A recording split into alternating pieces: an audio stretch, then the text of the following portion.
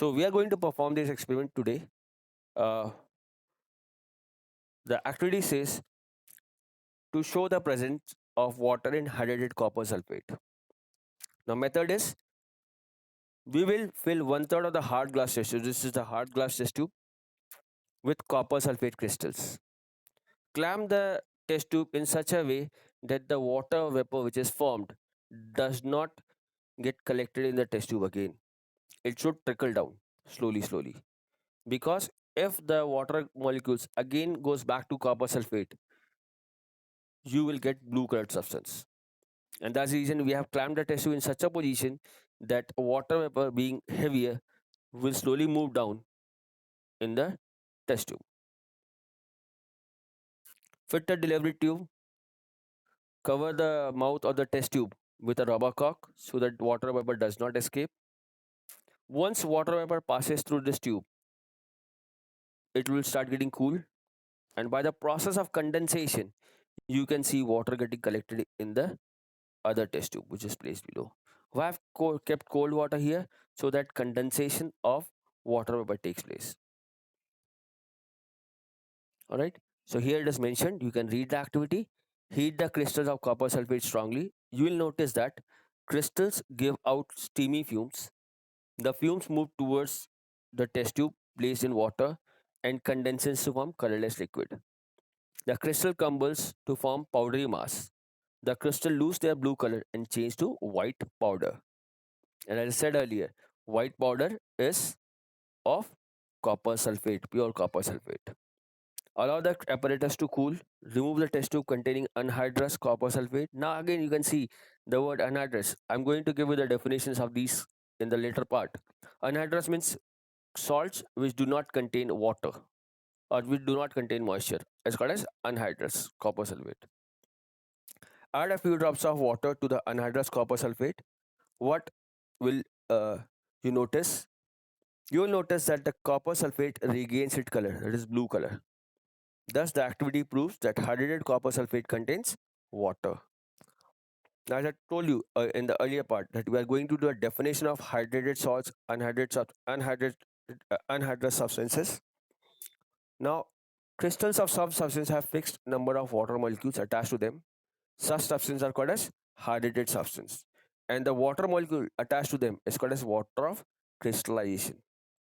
So, in simple words, water hydrated substance, the substance which contains certain fixed number of water molecule attached to the loosely to their one molecule is called as hydrated substance. We have seen the examples above, like CuSO4.5H2O, FeSO4.7H2O, MgSO4.7H2O, Na2CO3.10H2O. All these were hydrated salts. On strong heating, these salts will lose their water of crystallization and becomes anhydrous substance. Now, what is anhydrous substance? The residue left when a hydrated substance loses its water of crystallization is called as anhydrous substance. Anhydrous substance regains their color on addition of water. The table given above shows some hydrated salts and their chemical formula. Some substances have tendency to absorb moisture from air and change into solution. Now, such substances are called as deliquescent substances. If you remember, your common salt is one of the best examples. What happens when you leave the container containing common salt? The common salt will absorb moisture and become wet. So the salts will change into its solution from due to absorption of water from air are called deliquescent substance. And such property of salt is called deliquescence. Please remember the example: calcium chloride, magnesium chloride, mercury nitrate, zinc chloride. I would suggest students when you visit laboratory, please ask me to show you the color of the salts, and please remember the color of the salts because this will be required by you for a practical purpose. Now, hygroscopic substance, the substance which absorb moisture from air but do not change their state, are called hygroscopic substance. And such property of substance is called as hygroscopy. Example is quicklime, concentrated sulfuric acid, phosphorus pentaoxide. Please remember this chemical. concentrated sulfuric acid. Now, as concentrated sulfuric acid is hygroscopic in nature, it can absorb moisture. Therefore, it is used in preparation of many chemicals where moisture is not required. It will act as a drying agent as well as a dehydrating agent. Here I'm adding two words: drying agent, dehydrating agent. Substance which can absorb moisture are called as drying agent, and substance which can remove water from a compound are called as dehydrating agent. Like if you add sulfuric acid to copper sulfate, the blue color again disappears because concentrated sulfuric acid is a drying agent as well as a dehydrating agent. Similarly, we have phosphorus pentaoxide, P2O5. Now, there's a other class of compound called as efflorescent substance. A substance in form of crystal loses its water of crystallization, forming a powdery deposit on crystals on exposure to atmosphere is called as efflorescent substance. Now, there's a difference between efflorescent substance and anhydrous substance. For anhydrous substance, we have to heat the salt. Effluent substance, once kept in contact with the atmosphere, will automatically lose its water of crystallization. And the property of such substance is called as efflorescence. Now you can see the example: copper sulfate pentahydrate, gypsum, CaSO4.2S2O.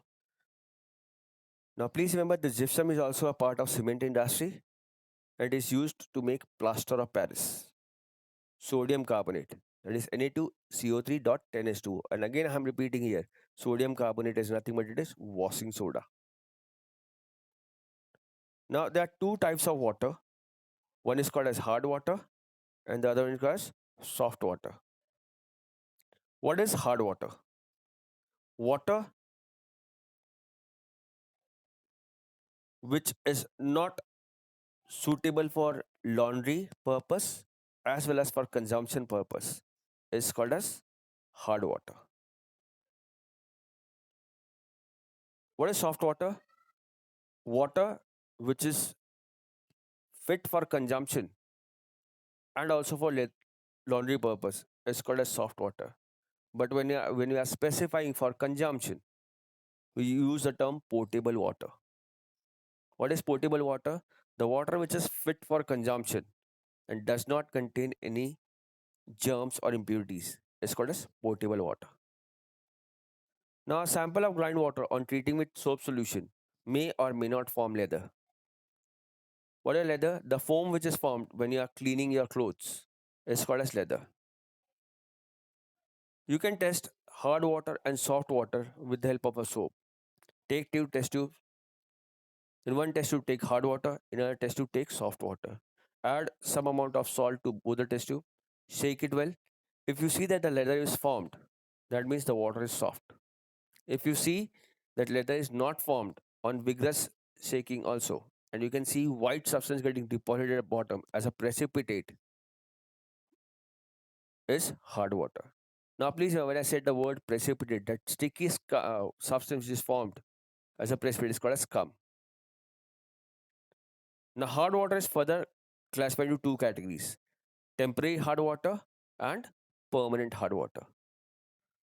Now, a sample of groundwater which ordinarily forms scum with soap solution, but on boiling and then treating with soap solution forms leather is called temporary hard water. You can remove or you can convert temporary hard water into soft water by boiling.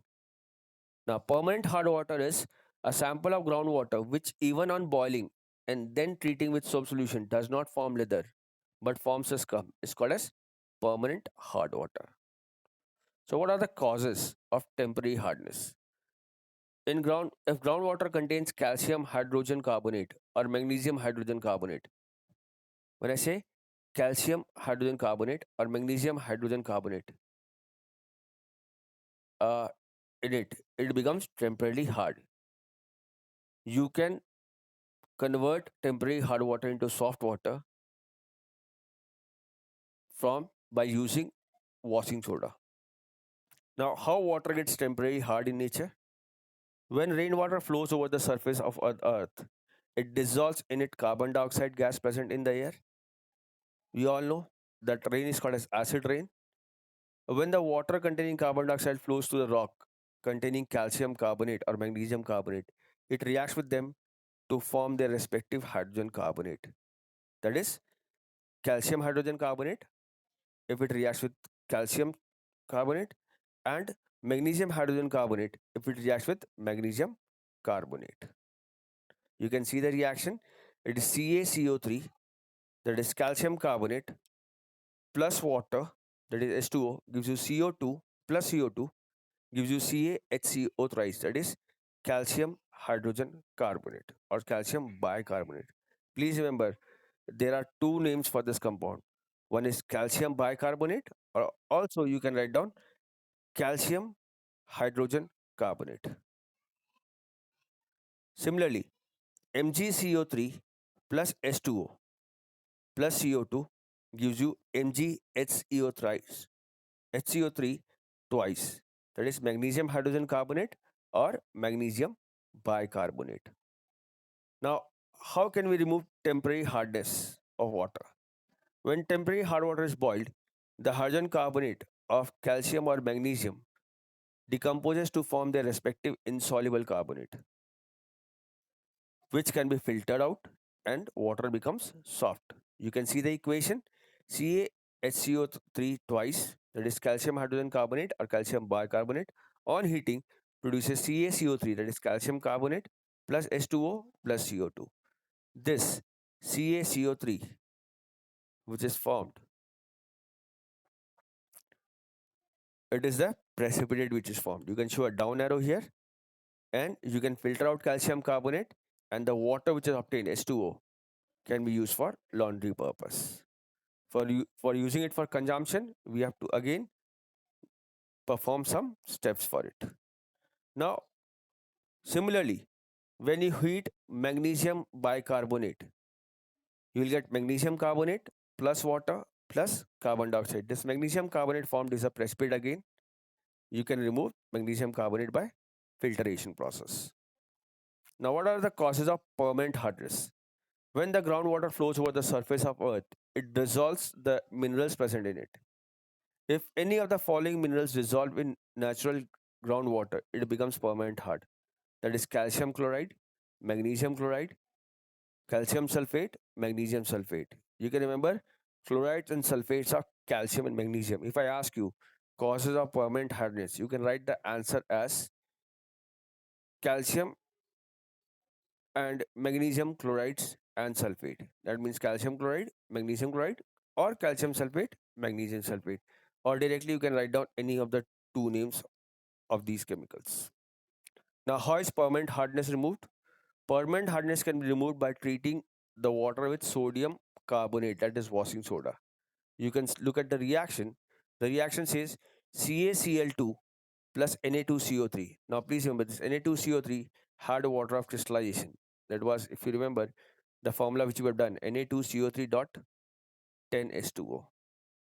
But here we are not using water of crystallization because your washing soda will be Na2CO3. Now, reaction is CaCl2, that is calcium chloride, plus Na2CO3 will give you CaCO3, that is calcium carbonate, plus NaCl. Similarly, magnesium sulfate, MgSO4, plus Na2CO3 will give you MgCO3 plus Na2SO4. Now, these carbonates, calcium carbonate and magnesium carbonate, are precipitate. They will settle down at the bottom. And again, they can be removed by filtration. Now, what are the disadvantages of using hot water? It is unfit for drinking as it upsets the stomach. It is unfit for washing clothes or bathing as it forms sticky scum rather than leather. If you have seen your black shirt or black cloths at home, when you do not rinse the detergent or the soap properly, you can see white marks on the cloth. That is the scum part. It is unfit for raising steam in boilers as it as a white deposit of salt sticks to the sides of the boiler and reduces the boiling space. You can see old utensils of aluminium which is used for boiling water at your home. you can see white sticky substance because the water which is supplied by municipal corporation contains some amount of hard water sometimes. It is unfit for dyeing clothes as color of cloth tends to fade. Class students, we are going to start with solution. And once I start with solution, I'll also do the chemical properties of water. Thank you and have a great day.